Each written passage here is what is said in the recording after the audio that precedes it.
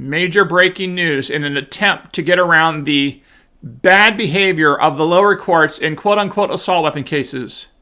The Bianchi plaintiffs, including the Second Amendment Foundation and the Firearms Policy Coalition, have sought the writ of certiorari from the United States Supreme Court arising from the Fourth Circuit Court of Appeal.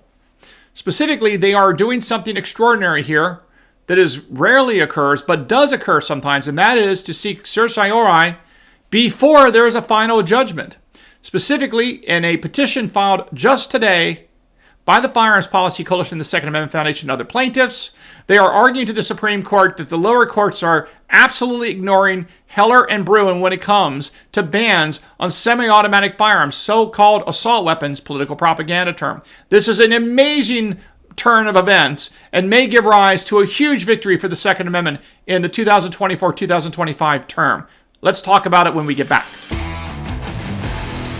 Hey folks, I'm Mark Smith, host of the Four Boxes Diner, proud American gun owner, constitutional attorney, member of the United States Supreme Court Bar, and author of several books, including Disarmed, What the Ukraine War Teaches Americans About the Right to Bear Arms. Check it out. All right, major breaking news.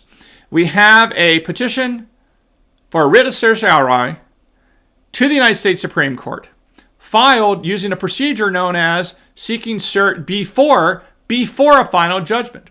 This is relatively unusual process, but it has just recently worked and occurred in a case out of the Ninth Circuit dealing with, I believe, Medicare and abortion-related issues. It's neither here nor there. The point is that the U.S. Supreme Court will sometimes hear a case, if it's extraordinarily important, before a ruling by the United States Court of Appeals. Now, this is a big deal here, because just to jog your memory how this came about.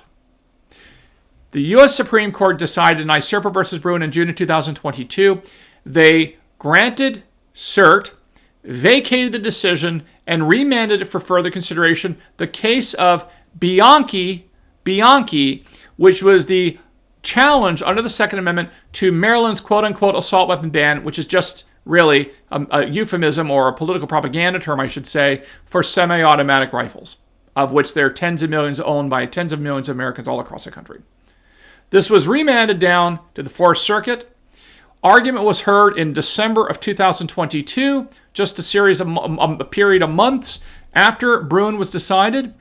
No decision was issued in that Bianchi case from December of 2022 through really the end of January 2024. So a period of 13 or 14 some odd months between the time of an oral argument in Bianchi, which again was December 2022, and a decision, which was not even a decision in January 2024. That decision, which we covered on this channel, was that the Fourth Circuit decided to prevent the three-judge panel that when they heard the case in December 2022, seemed inclined to rule in favor of the Second Amendment and strike down Maryland's assault weapon ban, propaganda term, as unconstitutional. But that decision never issued.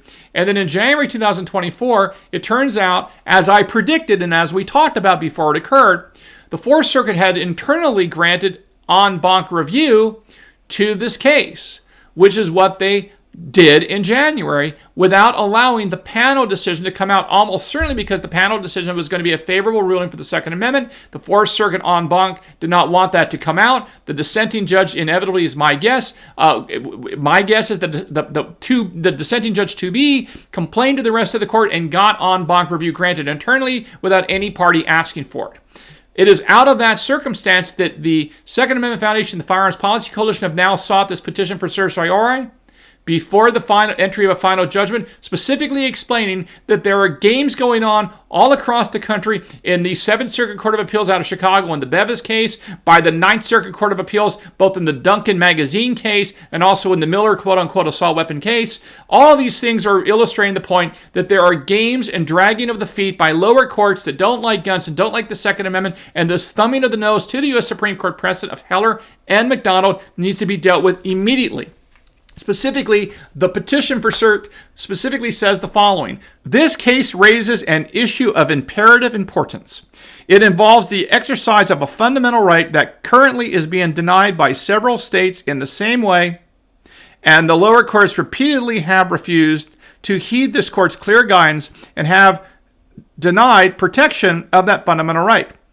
There is no need for these issues to develop further. This court should grant certiorari and decide this case now.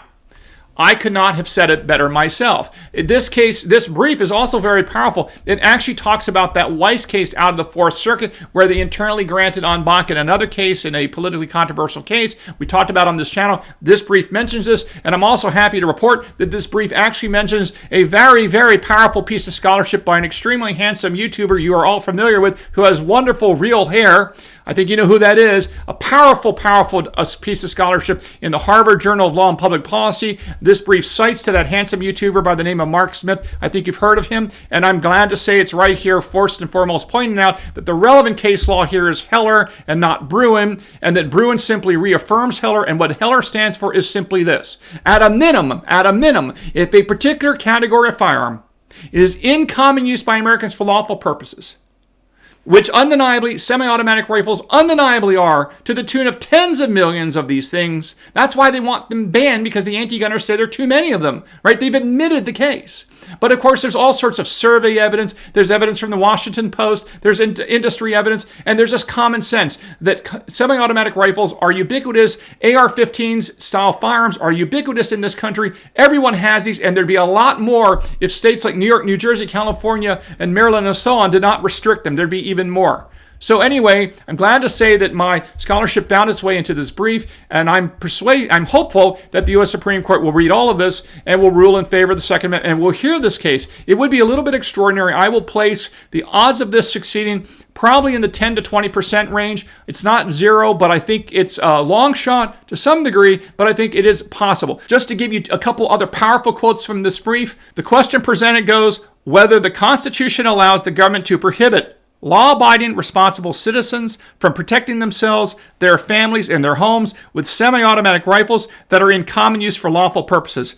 That is a great question presented. I think that's correct. There's some powerful language here. Specifically, it talks about how from the founding of this nation, the rifle has been the American firearm. Everyone understands the rifle is the classic American firearm. It facilitated the struggle for independence against the British and continues to be a companion today and was a companion in the westward expansion. The brief goes on to say that the modern iteration of this arm is epitomized by the AR-15 style firearm, which is good for and popular for and good for self-defense, hunting, and range training, all because of its accuracy, ease of use, and design. It goes on to say that AR-15s and similar automatic rifles are the best-selling rifles in the history of the United States, and that they are owned by millions of Americans and have accounted for approximately 20% of all firearm sales in this country over the last decade. So it's pretty clear that this is a case that should be won. Now, I should, last but not leastly, note the following. 15 years ago, and this brief points it out, I'll put a link to the brief down below. 15 years ago,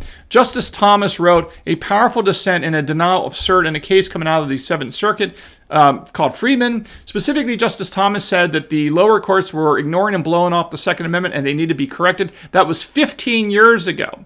And now we see, since the summer of 2022, the lower courts are certainly continuing to do that when it comes to these AR-15 style semi-automatic firearms, these rifles that clearly should be protected under the Heller standard. So it's going to be very interesting to see if the Supreme Court steps up. This is a great opportunity for them to do the right thing and to vindicate the Second Amendment and to punish and to teach the lower courts about what they need to do and how they need to follow up and how they need to comply with the Second Amendment. I should also note that this Hawaii Supreme Court decision that is just insane does not deal with a arms ban. It deals with just the Second Amendment just generally. But the fact is that the Hawaii Supreme Court bent over backwards to attack the Supreme Court and its methodology is not going to be lost on the Supreme Court. And I mention this because that this is an example of the anti-gunners may have thought they won something significant, but sometimes, as we've taught you, that the anti-gunners may win a battle, but ultimately allows us to win a war. Because remember, if DC does not ban handguns,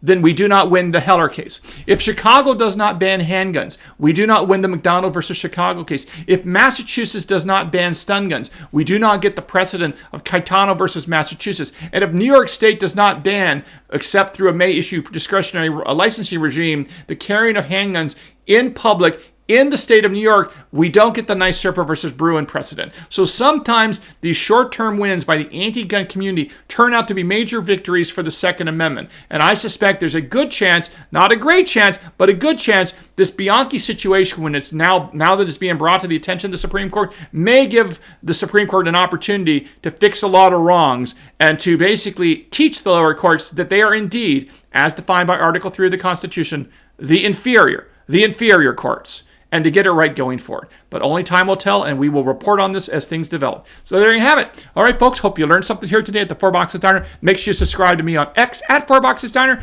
Don't forget to subscribe to this channel, and don't get knocked off. People keep getting knocked off, so resubscribe, and we will see you again soon here at the Four Boxes Diner. Orders up.